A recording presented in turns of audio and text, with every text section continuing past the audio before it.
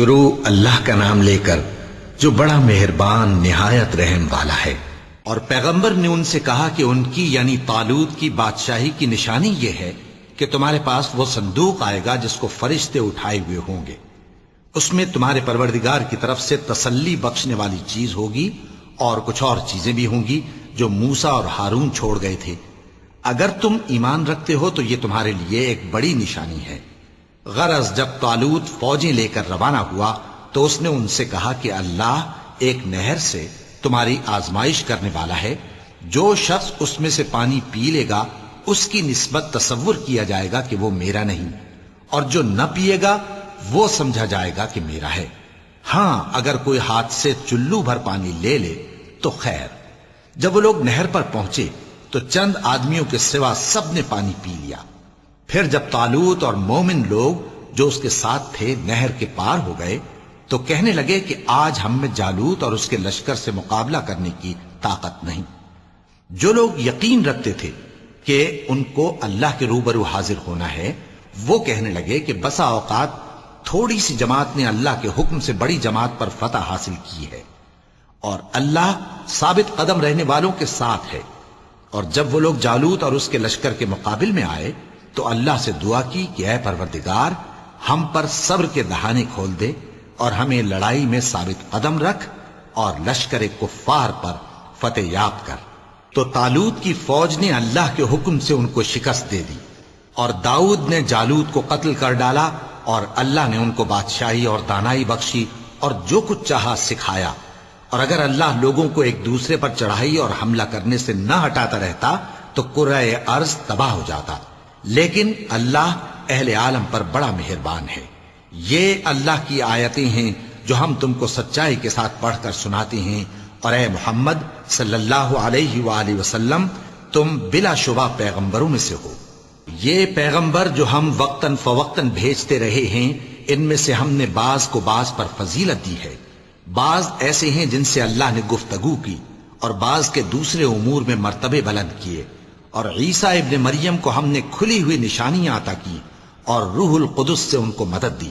اور اگر اللہ چاہتا تو ان سے پچھلے لوگ اپنے پاس کھلی نشانیاں آنے کے بعد آپس میں نہ لڑتے، لیکن انہوں نے اختلاف کیا تو ان میں سے بعض تو ایمان لے آئے اور بعض کافر ہی رہے۔ اور اگر اللہ چاہتا تو یہ لوگ باہم جنگ و قتال نہ کرتے، لیکن اللہ جو چاہتا ہے کرتا ہے۔ اے ایمان والو، جو مال ہم نے تم کو دیا ہے اس میں سے اس دن کے آنے سے پہلے پہلے خرچ کر لو جس میں نہ اعمال کا سودا ہو اور نہ دوستی اور سفارش ہو سکے، اور کفر کرنے والے لوگ ظالم ہیں۔ اللہ وہ معبود برحق ہے کہ اس کے سوا کوئی عبادت کے لائق نہیں، زندہ ہے، سب کو تھامنے والا، اسے نہ اونگ آتی ہے نہ نیند، جو کچھ آسمانوں میں اور جو کچھ زمین میں ہے سب اسی کا ہے۔ کون ہے کہ اس کی اجازت کے بغیر اس سے کسی کی سفارش کر سکے؟ جو کچھ لوگوں کے روبرو ہو رہا ہے اور جو کچھ ان کے پیچھے ہو چکا ہے اسے سب معلوم ہے،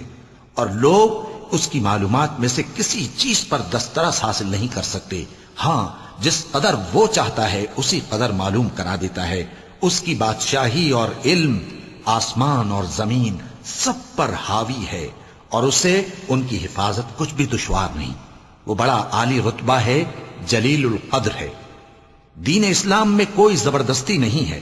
ہدایت صاف طور پر ظاہر اور گمراہی سے الگ ہو چکی ہے۔ تو جو شخص بتوں سے اعتقاد نہ رکھے اور اللہ پر ایمان لائے اس نے ایسی مضبوط رسی ہاتھ میں پکڑ لی ہے جو کبھی ٹوٹنے والی نہیں، اور اللہ سب کچھ سنتا ہے، سب کچھ جانتا ہے۔ جو لوگ ایمان لائے ہیں ان کا دوست اللہ ہے کہ اندھیرے سے نکال کر روشنی میں لے جاتا ہے، اور جو کافر ہیں ان کے دوست شیطان ہیں کہ ان کو روشنی سے نکال کر اندھیرے میں لے جاتے ہیں۔ یہی لوگ اہل دوزخ ہیں کہ اس میں ہمیشہ رہیں گے۔ بھلا تم نے اس شخص کو نہیں دیکھا جو اس غرور کے سبب سے کہ اللہ نے اس کو سلطنت بخشی تھی ابراہیم سے اپنے پروردگار کے بارے میں جھگڑنے لگا؟ جب ابراہیم نے کہا میرا پروردگار تو وہ ہے جو زندگی دیتا ہے اور موت دیتا ہے، وہ بولا کہ زندگی اور موت تو میں بھی دے سکتا ہوں۔ ابراہیم نے کہا کہ اللہ تو سورج کو مشرق سے نکالتا ہے، آپ اسے مغرب سے نکال دیجئے۔ یہ سن کر وہ کافر ہکا بکا رہ گیا، اور اللہ بے انصافوں کو ہدایت نہیں دیا کرتا۔ یا اسی طرح اس شخص کو نہیں دیکھا جس کا ایک بستی پر جو اپنی چھتوں پر گری پڑی تھی گزر ہوا، تو اس نے کہا کہ اللہ اس کے باشندوں کو مرنے کے بعد کیوں کر زندہ کرے گا؟ تو اللہ نے اس کی روح قبض کر لی اور 100 برس تک اس کو مردہ رکھا۔ پھر اس کو جلا اٹھایا اور پوچھا تم کتنا عرصہ مرے پڑے رہے ہو؟ اس نے جواب دیا کہ 1 دن یا اس سے بھی کم۔ اللہ نے فرمایا نہیں بلکہ 100 برس مرے رہے ہو، اور اپنے کھانے پینے کی چیزوں کو دیکھو کہ اتنی مدت میں مطلق سڑی بسی نہیں، اور اپنے گدھے کو بھی دیکھو جو مرا پڑا ہے۔ غرض ان باتوں سے یہ ہے کہ ہم تم کو لوگوں کے لیے اپنی قدرت کی نشانی بنائیں۔ اور ہاں، گدھے کی ہڈیوں کو دیکھو کہ ہم ان کو کس طرح جوڑے دیتے اور ان پر کس طرح گوشت پوست چڑھائے دیتے ہیں۔ جب یہ واقعات اس کے مشاہدے میں آئے تو بول اٹھا کہ میں یقین کرتا ہوں کہ اللہ ہر چیز پر قادر ہے۔ اور جب ابراہیم نے اللہ سے عرض کیا کہ اے پروردگار مجھے دکھا کہ تو مردوں کو کیوں کر زندہ کرے گا، اللہ نے فرمایا کیا تم نے اس بات کا یقین نہیں کیا؟ انہوں نے کہا کیوں نہیں، لیکن میں دیکھنا اس لیے چاہتا ہوں کہ میرا دل اطمینان کامل حاصل کر لے۔ فرمایا کہ 4 پرندے لے لو، پھر ان کو اپنے سے ہلا لو اور ان کے ٹکڑے ٹکڑے کر دو، پھر ان کا ایک ایک ٹکڑا ہر ایک پہاڑ پر رکھ دو، پھر ان کو بلاؤ تو وہ تمہارے پاس دوڑتے چلے آئیں گے، اور جان رکھو کہ اللہ غالب ہے، صاحب حکمت ہے۔ جو لوگ اپنا مال اللہ کی راہ میں خرچ کرتے ہیں ان کے مال کی مثال اس دانے کی سی ہے جس سے 7 بالیں اگیں اور ہر ایک بال میں 100 دانے ہوں، اور اللہ جس کے اجر کو چاہتا ہے اور زیادہ کرتا ہے، اور اللہ کشائش والا ہے، سب کچھ جاننے والا ہے۔ جو لوگ اپنا مال اللہ کے راستے میں صرف کرتے ہیں پھر اس کے بعد نہ اس خرچ کا کسی پر احسان رکھتے ہیں اور نہ کسی کو تکلیف دیتے ہیں، ان کا صلہ ان کے پروردگار کے پاس تیار ہے، اور قیامت کے روز نہ ان کو کچھ خوف ہوگا اور نہ وہ غمگین ہوں گے۔ جس خیرات کے دینے کے بعد لینے والے کو ایذا دی جائے اس سے تو نرم بات کہہ دینی اور درگزر کرنا بہتر ہے، اور اللہ بے نیاز ہے، بردبار ہے۔ مومنوں، اپنے صدقات و خیرات احسان رکھنے اور ایذا دینے سے اس شخص کی طرح برباد نہ کر دینا جو لوگوں کو دکھاوے کے لیے مال خرچ کرتا ہے اور اللہ اور روز آخر پر ایمان نہیں رکھتا، تو اس کے مال کی مثال اس چٹان کی سی ہے جس پر تھوڑی سی مٹی پڑی ہو اور اس پر زور کا مے برس کر اسے صاف کر ڈالے۔ اسی طرح یہ ریاکار لوگ اپنے اعمال کا کچھ بھی صلہ حاصل نہیں کر سکیں گے، اور اللہ ایسے ناشکروں کو ہدایت نہیں دیا کرتا۔ اور جو لوگ اللہ کی خوشنودی حاصل کرنے کے لیے اور خلوص نیت سے اپنا مال خرچ کرتے ہیں ان کی مثال ایک باغ کی سی ہے جو اونچی جگہ پر واقع ہو، جب اس پر زور کا مے پڑے تو دگنا پھل لائے، پھر اگر مے نہ بھی پڑے تو خیر پھوار ہی صحیح، اور اللہ تمہارے کاموں کو دیکھ رہا ہے۔ بھلا تم میں کوئی یہ چاہتا ہے کہ اس کا کھجوروں اور انگوروں کا باغ ہو جس میں نہریں بہہ رہی ہوں اور اس میں اس کے لیے ہر قسم کے میوے موجود ہوں، اور اسے بڑھاپا آ پکڑے اور اس کے ننھے ننھے بچے بھی ہوں، تو ناگہاں اس باغ پر آگ کا بھرا ہوا بگولا چلے، پس وہ جل جائے۔ اس طرح اللہ تم سے اپنی آیتیں کھول کھول کر بیان فرماتا ہے تاکہ تم سوچو اور سمجھو۔ مومنوں، جو پاکیزہ اور عمدہ مال تم کماتے ہو اور جو چیزیں ہم تمہارے لیے زمین سے نکالتے ہیں ان میں سے اللہ کی راہ میں بھی خرچ کرو، اور بری اور ناپاک چیزیں دینے کا قصد نہ کرنا کہ اگر وہ چیزیں تمہیں دی جائیں تو بجز اس کے کہ لیتے وقت آنکھیں بند کر لو، ان کو کبھی نہ لو، اور جان رکھو کہ اللہ بے نیاز ہے، خوبیوں والا ہے۔ شیطان تمہیں تنگ دستی کا خوف دلاتا اور بے حیائی کے کام کرنے کو کہتا ہے، اور اللہ تم سے اپنی بخشش اور رحمت کا وعدہ کرتا ہے، اور اللہ کشائش والا ہے، سب کچھ جاننے والا ہے۔ وہ جس کو چاہتا ہے دانائی بخشتا ہے، اور جس کو دانائی ملی بے شک اس کو بڑی نعمت ملی۔ اور نصیحت تو وہی لوگ قبول کرتے ہیں جو عقل مند ہیں، اور تم اللہ کی راہ میں جس طرح کا خرچ کرو یا کوئی نذر مانو اللہ اس کو جانتا ہے، اور ظالموں کا کوئی مددگار نہ ہوگا۔ اگر تم خیرات ظاہر کر کے دو تو وہ بھی خوب ہے، اور اگر پوشیدہ دو اور دو بھی ضرورت مندوں کو تو یہ تمہارے لیے بہتر ہے۔ اور اس طرح کا دینا تمہارے گناہوں کو بھی دور کرے گا، اور اللہ کو تمہارے سب کاموں کی خبر ہے۔ اے نبی صلی اللہ علیہ وآلہ وسلم، تم ان لوگوں کی ہدایت کے ذمہ دار نہیں ہو، بلکہ اللہ ہی جس کو چاہتا ہے ہدایت بخشتا ہے۔ اور مومنو، تم جو مال خرچ کرو گے تو اس کا فائدہ تمہیں کو ہے، اور تم تو جو خرچ کرو گے اللہ کی خوشنودی کے لیے کرو گے، اور جو مال تم خرچ کرو گے وہ تمہیں پورا پورا دے دیا جائے گا اور تمہارا کچھ نقصان نہیں کیا جائے گا۔ اور ہاں، تم جو خرچ کرو گے تو ان حاجت مندوں کے لیے جو اللہ کی راہ میں رکے بیٹھے ہیں اور ملک میں کسی طرف جانے کی طاقت نہیں رکھتے اور مانگنے سے آر رکھتے ہیں، یہاں تک کہ نہ مانگنے کی وجہ سے ناواقف شخص ان کو تونگر خیال کرتا ہے، اور تم قیافے سے ان کو صاف پہچان لو کہ حاجت مند ہیں، اور شرم کے سبب لوگوں سے منہ پھوڑ کر اور لپٹ کر نہیں مانگ سکتے۔ اور تم جو مال خرچ کرو گے کچھ شک نہیں کہ اللہ اس کو جانتا ہے۔ جو لوگ اپنا مال رات اور دن اور پوشیدہ اور ظاہر اللہ کی راہ میں خرچ کرتے رہتے ہیں، ان کا صلہ ان کے پروردگار کے پاس ہے، اور ان کو قیامت کے دن نہ کسی طرح کا خوف ہوگا اور نہ غم۔ جو لوگ سود کھاتے ہیں وہ قبروں سے اس طرح حواس باختہ اٹھیں گے جیسے کسی کو جن نے لپٹ کر دیوانہ بنا دیا ہو، یہ اس لیے کہ وہ کہتے ہیں کہ سودا بیچنا بھی تو نفع کے لحاظ سے ویسا ہی ہے جیسے سود لینا، حالانکہ سودے کو اللہ نے حلال کیا ہے اور سود کو حرام۔ تو جس شخص کے پاس اللہ کی نصیحت پہنچی اور وہ سود لینے سے باز آ گیا تو جو پہلے ہو چکا وہ اس کا، اور قیامت میں اس کا معاملہ اللہ کے سپرد۔ اور جو پھر لینے لگا تو ایسے لوگ دوزخی ہیں کہ ہمیشہ دوزخ میں جلتے رہیں گے۔ اللہ سود کو نابود یعنی بے برکت کرتا اور خیرات کی برکت کو بڑھاتا ہے، اور اللہ کسی ناشکر گناہگار کو دوست نہیں رکھتا۔ جو لوگ ایمان لائے اور نیک عمل کرتے اور نماز پڑھتے اور زکوٰۃ دیتے رہے، ان کو ان کے کاموں کا صلہ اللہ کے ہاں ملے گا، اور قیامت کے دن ان کو نہ کچھ خوف ہوگا اور نہ وہ غمناک ہوں گے۔ مومنو، اللہ سے ڈرو، اور اگر ایمان رکھتے ہو تو جتنا سود باقی رہ گیا ہے اس کو چھوڑ دو۔ پھر اگر ایسا نہ کرو گے تو تم اللہ اور اس کے رسول کی طرف سے اعلان جنگ سن لو، اور اگر توبہ کر لو گے اور سود چھوڑ دو گے تو تم کو اپنی اصل رقم لینے کا حق ہے، جس میں نہ اوروں کا نقصان اور نہ تمہارا نقصان۔ اور اگر قرض لینے والا تنگ دست ہو تو اسے کشائش کے حاصل ہونے تک مہلت دو، اور اگر زر قرض بخش دو تو وہ تمہارے لیے زیادہ اچھا ہے، بشرطے کہ سمجھو۔ اور اس دن سے ڈرو جبکہ تم اللہ کے حضور میں لوٹ کر جاؤ گے، اور ہر شخص اپنے اعمال کا پورا پورا بدلہ پائے گا اور کسی کو کچھ نقصان نہ ہوگا۔ مومنو، جب تم آپس میں کسی میعاد معین کے لیے قرض کا معاملہ کرنے لگو تو اس کو لکھ لیا کرو، اور لکھنے والا تم میں کسی کا نقصان نہ کرے بلکہ انصاف سے لکھے۔ نیز لکھنے والا جیسا اللہ نے اسے سکھایا ہے لکھنے سے انکار بھی نہ کرے اور دستاویز لکھ دے، اور جو شخص قرض لے وہی دستاویز کا مضمون بول کر لکھوائے، اور اللہ سے کہ اس کا مالک ہے خوف کرے، اور زر قرض میں سے کچھ کم نہ لکھوائے۔ اور اگر قرض لینے والا کم عقل یا ضعیف ہو یا مضمون لکھوانے کی قابلیت نہ رکھتا ہو تو جو اس کا ولی ہو وہ انصاف کے ساتھ مضمون لکھوائے، اور اپنے میں سے 2 مردوں کو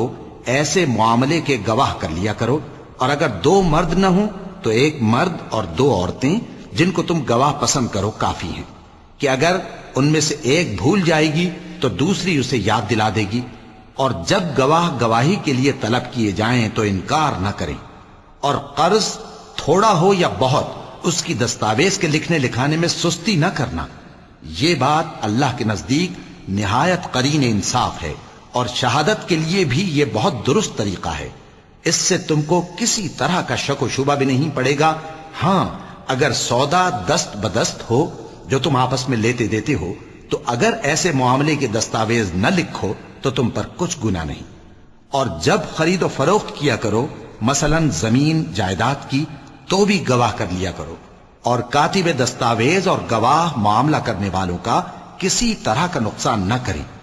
اگر تم لوگ ایسا کرو تو یہ تمہارے لیے گناہ کی بات ہے، اور اللہ سے ڈرو اور دیکھو کہ وہ تم کو کیسی مفید باتیں سکھاتا ہے، اور اللہ ہر چیز سے واقف ہے۔ اور اگر تم سفر پر ہو اور دستاویز لکھنے والا نہ مل سکے تو کوئی چیز رہن با قبضہ رکھ کر قرض لے لو، اور اگر تم میں سے کوئی دوسرے کو امین سمجھے یعنی رہن کے بغیر قرض دے دے تو امانت دار کو چاہیے کہ صاحب امانت کی امانت ادا کر دے، اور اللہ سے جو اس کا پروردگار ہے ڈرے، اور دیکھنا شہادت کو مت چھپانا، جو اس کو چھپائے گا وہ دل کا گناہگار ہوگا، اور اللہ تمہارے سب کاموں سے واقف ہے، جو کچھ آسمانوں میں اور جو کچھ زمین میں ہے سب اللہ ہی کا ہے۔ تم اپنے دلوں کی بات کو ظاہر کرو گے تو اور چھپاؤ گے تو اللہ تم سے اس کا حساب لے گا، پھر وہ جسے چاہے مغفرت کرے اور جسے چاہے عذاب دے، اور اللہ ہر چیز پر قادر ہے۔ رسول اللہ صلی اللہ علیہ وآلہ وسلم اس کتاب پر جو ان کے پروردگار کی طرف سے ان پر نازل ہوئی ایمان رکھتے ہیں، اور مومن بھی سب اللہ پر اور اس کے فرشتوں پر اور اس کی کتابوں پر اور اس کے پیغمبروں پر ایمان رکھتے ہیں، اور کہتے ہیں کہ ہم اس کے پیغمبروں سے کسی میں کچھ فرق نہیں کرتے، اور وہ اللہ سے عرض کرتے ہیں کہ ہم نے تیرا حکم سنا اور قبول کیا، اے پروردگار ہم تیری بخشش مانگتے ہیں اور تیری ہی طرف لوٹ کر جانا ہے۔ اللہ کسی شخص کو اس کی طاقت سے زیادہ کا ذمہ دار نہیں بناتا، اچھے کام کرے گا تو اس کو ان کا فائدہ ملے گا، برے کرے گا تو اسے ان کا نقصان پہنچے گا۔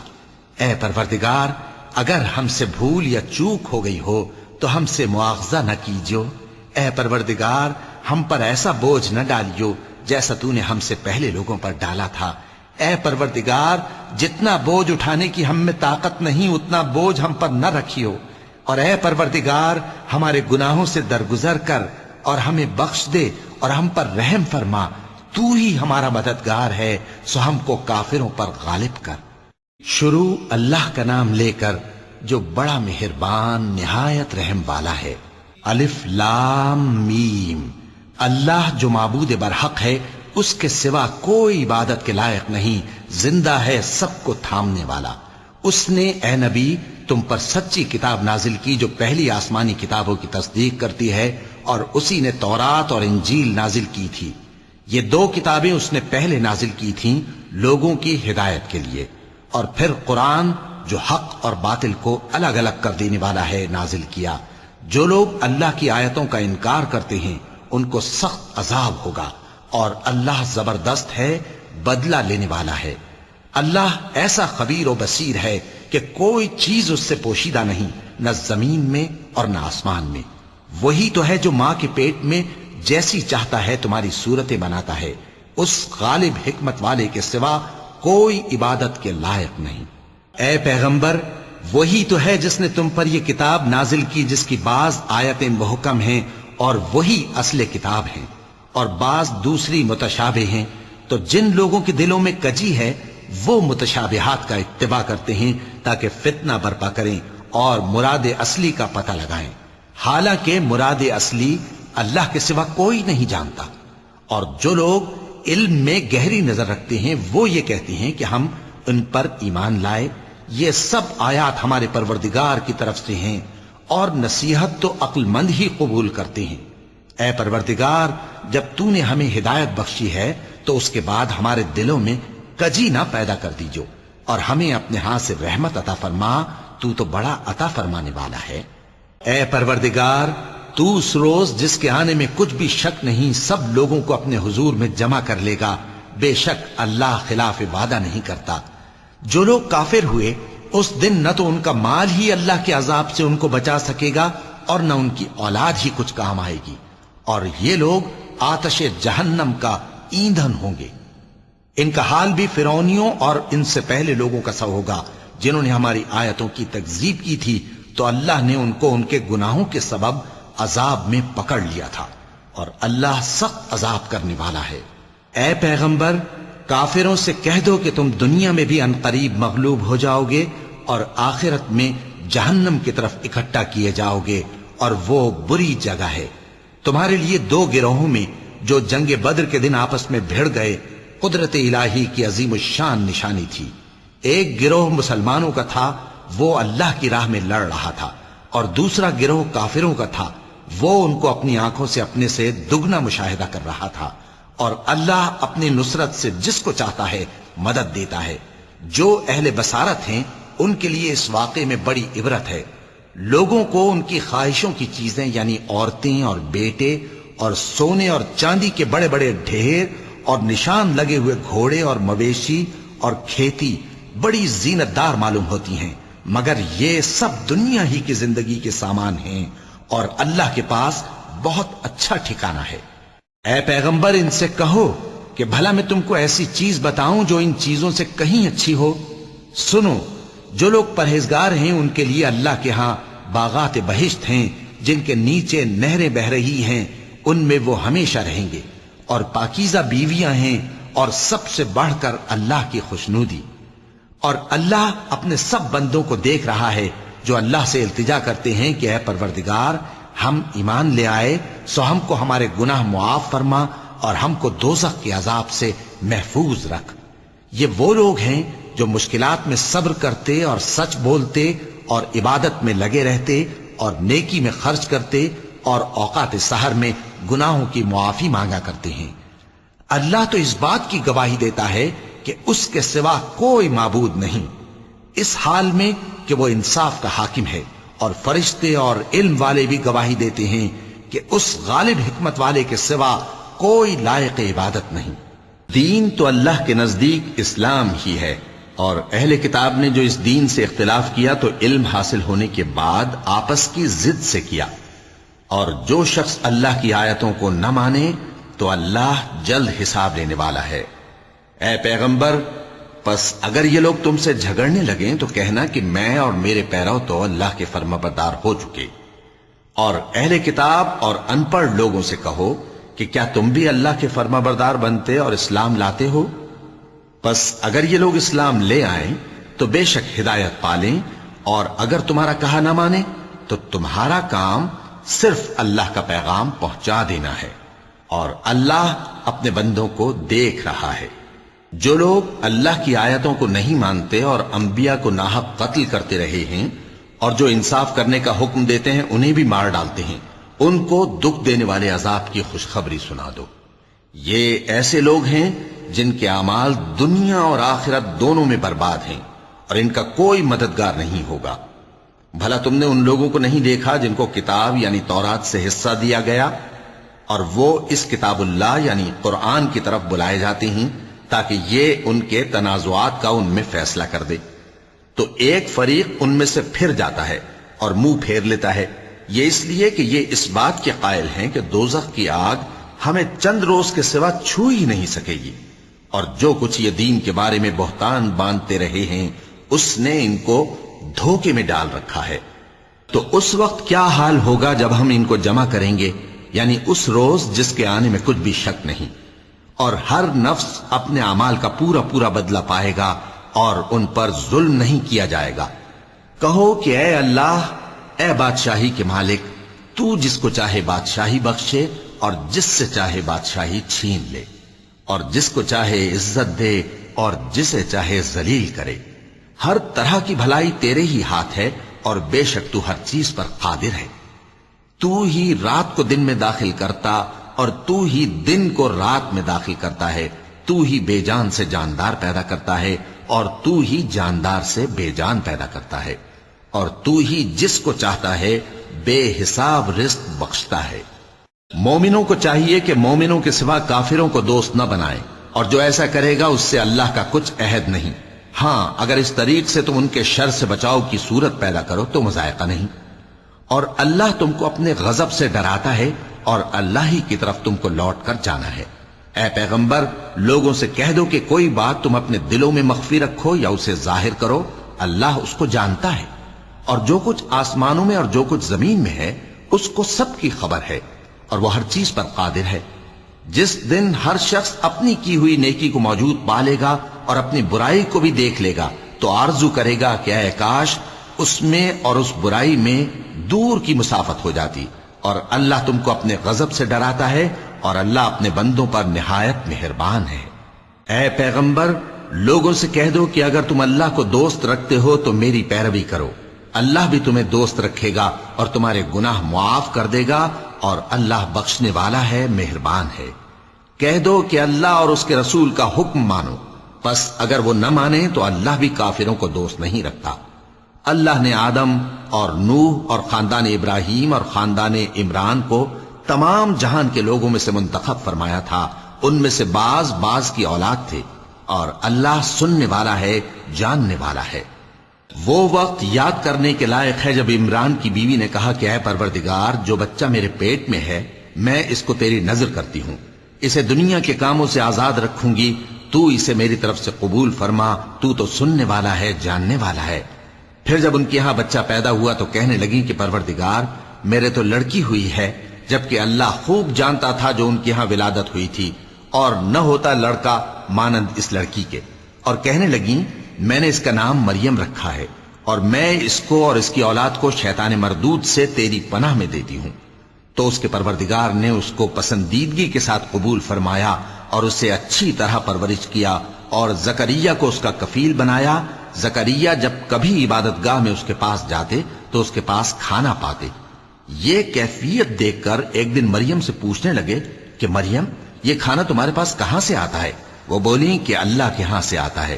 بے شک اللہ جسے چاہتا ہے بے حساب رزق دیتا ہے. اس وقت زکریہ نے اپنے پروردگار کو پکارا، عرض کی کہ پروردگار، مجھے اپنی طرف سے اولاد صالح عطا فرما، تو بے شک دعا سننے والا ہے. چنانچہ وہ ابھی عبادت گاہ میں کھڑے نماز ہی پڑھ رہے تھے کہ فرشتوں نے آواز دی کہ زکریہ، اللہ تمہیں یحییٰ کی بشارت دیتا ہے، جو کلمۃ اللہ یعنی عیسیٰ کی تصدیق کریں گے اور سردار ہوں گے اور عورتوں سے رغبت نہ رکھنے والے اور ایک پیغمبر یعنی نیکوکاروں میں ہوں گے. زکریہ نے کہا، اے پروردگار، میرے ہاں لڑکا کیوں کر پیدا ہوگا کہ میں تو بڈھا ہو گیا ہوں اور میری بیوی بانجھ ہے؟ فرمایا، اسی طرح اللہ جو چاہتا ہے کرتا ہے. زکریہ نے کہا کہ پروردگار، میرے لیے کوئی نشانی مقرر فرما دے. فرمایا، تمہاری نشانی یہ ہے کہ تم لوگوں سے 3 دن اشارے کے سوا بات نہ کر سکو گے. تو ان دنوں میں اپنے پروردگار کی کثرت سے یاد اور صبح و شام اس کی تسبیح کرنا.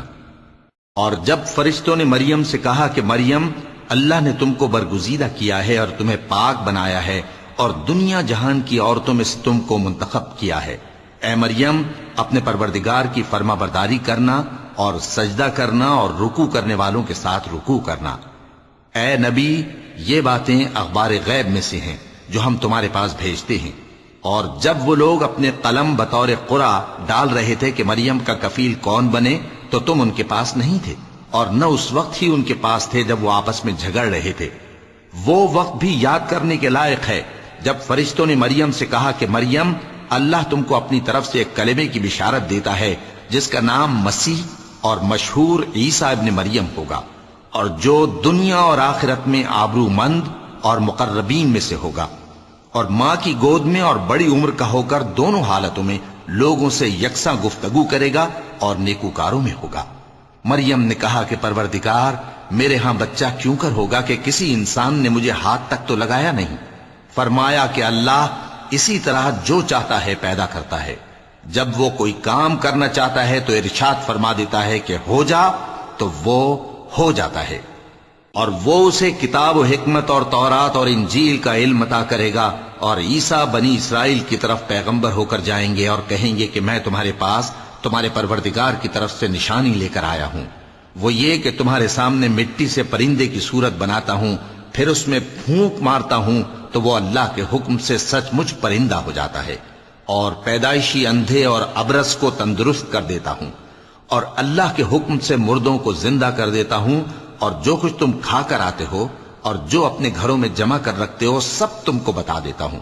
اگر تم صاحب ایمان ہو تو ان باتوں میں تمہارے لیے نشانی ہے.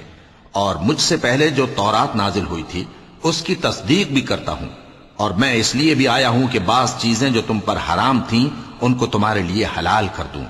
اور میں تو تمہارے پروردگار کی طرف سے نشانی لے کر آیا ہوں. تو اللہ سے ڈرو اور میرا کہا مانو. کچھ شک نہیں کہ اللہ ہی میرا اور تمہارا پروردگار ہے، تو اسی کی عبادت کرو، یہی سیدھا رستہ ہے.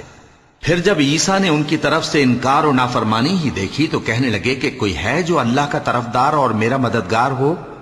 حواری بولے کہ ہم اللہ کے طرفدار اور آپ کے مددگار ہیں. ہم اللہ پر ایمان لائے اور آپ گواہ رہیں کہ ہم فرمانبردار ہیں. اے پروردگار، جو کتاب تو نے نازل فرمائی ہے ہم اس پر ایمان لے آئے اور تیرے پیغمبر کے متبع ہو چکے. تو ہم کو ماننے والوں میں لکھ رکھ، اور وہ یعنی یہود قتل عیسیٰ کے بارے میں ایک چال چلے، اور اللہ نے بھی عیسیٰ کو بچانے کے لیے تدبیر کی، اور اللہ بہترین تدبیر کرنے والا ہے۔ اس وقت اللہ نے فرمایا کہ عیسیٰ، میں تمہاری دنیا میں رہنے کی مدت پوری کر کے تم کو اپنی طرف اٹھا لوں گا اور تمہیں کافروں کی صحبت سے پاک کر دوں گا، اور جو لوگ تمہاری پیروی کریں گے ان کو کافروں پر قیامت تک فائق و غالب رکھوں گا۔ پھر تم سب میرے پاس لوٹ کر آؤ گے، تو جن باتوں میں تم اختلاف کرتے رہے اس دن تم میں ان کا فیصلہ کر دوں گا۔ اب جو کافر ہوئے ان کو دنیا اور آخرت دونوں میں سخت عذاب دوں گا، اور ان کا کوئی مددگار نہ ہوگا۔ اور جو لوگ ایمان لائے اور عمل نیک کرتے رہے ان کو اللہ پورا پورا صلہ دے گا، اور اللہ ظالموں کو دوست نہیں رکھتا۔ اے نبی، یہ ہم تم کو اللہ کی آیتیں اور حکمت بھری نصیحتیں پڑھ پڑھ کر سناتے ہیں۔ عیسیٰ کا حال اللہ کے نزدیک آدم کا سا ہے کہ اس نے پہلے مٹی سے ان کو بنایا، پھر فرمایا کہ باشعور انسان ہو جا، تو وہ ویسے ہی ہو گئے۔ یہ بات تمہارے پروردگار کی طرف سے حق ہے، تو تم ہرگز شک کرنے والوں میں نہ ہونا۔ پھر اگر یہ لوگ عیسیٰ کے بارے میں تم سے جھگڑا کریں اس کے بعد کہ تم کو حقیقت معلوم ہو ہی چکی ہے، تو ان سے کہنا کہ آؤ ہم اپنے بیٹوں اور بیٹیوں کو بلائیں، تم اپنے بیٹوں اور بیٹیوں کو بلاؤ، اور ہم خود بھی آئیں اور تم خود بھی آؤ، پھر دونوں فریق اللہ سے دعا و التجا کریں، اس طرح جھوٹوں پر اللہ کی لعنت بھیجیں۔ یہ تمام بیانات صحیح ہیں، اور اللہ کے سوا کوئی معبود نہیں، اور بے شک اللہ غالب ہے، صاحب حکمت ہے۔ بس اگر یہ لوگ پھر جائیں تو اللہ مفسدوں کو خوب جانتا ہے۔ کہہ دو کہ اے اہل کتاب، جو بات ہمارے اور تمہارے دونوں کے درمیان یکساں تسلیم کی گئی ہے اس کی طرف آؤ، وہ یہ کہ اللہ کے سوا ہم کسی کی عبادت نہ کریں اور اس کے ساتھ کسی چیز کو شریک نہ بنائیں، اور ہم میں کوئی کسی کو اللہ کے سوا اپنا کارساز نہ سمجھے۔ پھر اگر یہ لوگ اس بات کو نہ مانیں تو ان سے کہہ دو کہ تم گواہ رہو کہ ہم اللہ کے فرما بردار ہیں۔ اے اہل کتاب، تم ابراہیم کے بارے میں کیوں جھگڑتے ہو؟ حالانکہ تورات اور انجیل ان کے بعد اتری ہیں اور وہ پہلے ہو چکے، تو کیا تم عقل نہیں رکھتے؟ دیکھو، ایسی بات میں تو تم نے جھگڑا کیا ہی تھا جس کا تمہیں کچھ علم تھا بھی، مگر ایسی بات میں کیوں جھگڑتے ہو جس کا تم کو کچھ بھی علم نہیں، اور اللہ جانتا ہے اور تم نہیں جانتے۔ ابراہیم نہ تو یہودی تھے اور نہ عیسائی، بلکہ سب سے بے تعلق ہو کر ایک اللہ کے ہو رہے تھے، اور اسی کے فرما بردار تھے اور مشرکوں میں نہ تھے۔ ابراہیم سے زیادہ قرب رکھنے والے تو وہ لوگ ہیں جو ان کی پیروی کرتے رہے، اور یہ پیغمبر آخر الزماں صلی اللہ علیہ وآلہ وسلم اور وہ لوگ جو ایمان لائے ہیں، اور اللہ مومنوں کا کارساز ہے۔ اے اہل اسلام، بعض اہل کتاب اس بات کی خواہش رکھتے ہیں کہ کسی طرح تم کو گمراہ کر دیں، حالانکہ یہ تم کو کیا گمراہ کریں گے، اپنے آپ کو ہی گمراہ کر رہے ہیں اور نہیں جانتے۔ اے اہل کتاب، تم اللہ کی آیتوں سے کیوں انکار کرتے ہو اور تم تورات کو مانتے تو ہو؟ اے اہل کتاب، تم سچ کو جھوٹ کے ساتھ خلط ملط کیوں کرتے ہو اور حق کو کیوں چھپاتے ہو جبکہ تم جانتے بھی ہو؟ اور اہل کتاب کا ایک گروہ اپنے آدمیوں سے کہتا ہے کہ جو کتاب مومنوں پر نازل ہوئی ہے اس پر دن کے شروع میں تو ایمان لے آیا کرو اور اس کے آخر میں انکار کر دیا کرو، تاکہ وہ اسلام سے برگشتہ ہو جائیں، اور اپنے دین کے پیروں کے سوا کسی اور کی بات کا یقین نہ کر لینا۔ اے پیغمبر، کہہ دو کہ ہدایت تو اللہ ہی کی ہدایت ہے۔ وہ یہ بھی کہتے ہیں، یہ بھی نہ ماننا کہ جو چیز تم کو ملی ہے ویسی کسی اور کو بھی مل سکتی ہے، ورنہ وہ تم پر تمہارے رب کے روبرو حجت قائم کر دیں گے۔ اے پیغمبر، کہہ دو کہ بزرگی اللہ ہی کے ہاتھ میں ہے، وہ جسے چاہتا ہے دیتا ہے، اور اللہ کشائش والا ہے، علم والا ہے۔ وہ اپنی رحمت سے جس کو چاہتا ہے خاص کر لیتا ہے، اور اللہ بڑے فضل کا مالک ہے۔ اور اہل کتاب میں سے کوئی تو ایسا ہے کہ اگر تم اس کے پاس دیناروں کا ڈھیر امانت رکھ دو تو تم کو فوراً واپس دے دے، اور کوئی اس طرح کا ہے کہ اگر اس کے پاس 1 دینار بھی امانت رکھو تو جب تک اس کے سر پر ہر وقت کھڑے نہ رہو تمہیں دے ہی نہیں۔ یہ اس لیے کہ وہ کہتے ہیں کہ امیوں کے بارے میں ہم سے مواخذہ نہیں ہوگا۔ یہ اللہ پر محض جھوٹ بولتے ہیں اور اس بات کو جانتے بھی ہیں۔ ہاں، کیوں نہیں، جو شخص اپنے اقرار کو پورا کرے اور پرہیزگار بنا رہے تو اللہ بھی پرہیزگاروں کو دوست رکھتا ہے۔ جو لوگ اللہ کے اقراروں اور اپنی قسموں کو بیچ ڈالتے ہیں اور ان کے عوض تھوڑی سی قیمت حاصل کرتے ہیں، ان کا آخرت میں کچھ حصہ نہیں۔ ان سے اللہ نہ تو کلام کرے گا اور نہ قیامت کے روز ان کی طرف دیکھے گا، اور نہ ان کو پاک کرے گا، اور ان کو دکھ دینے والا عذاب ہوگا۔ وَلَقَدْ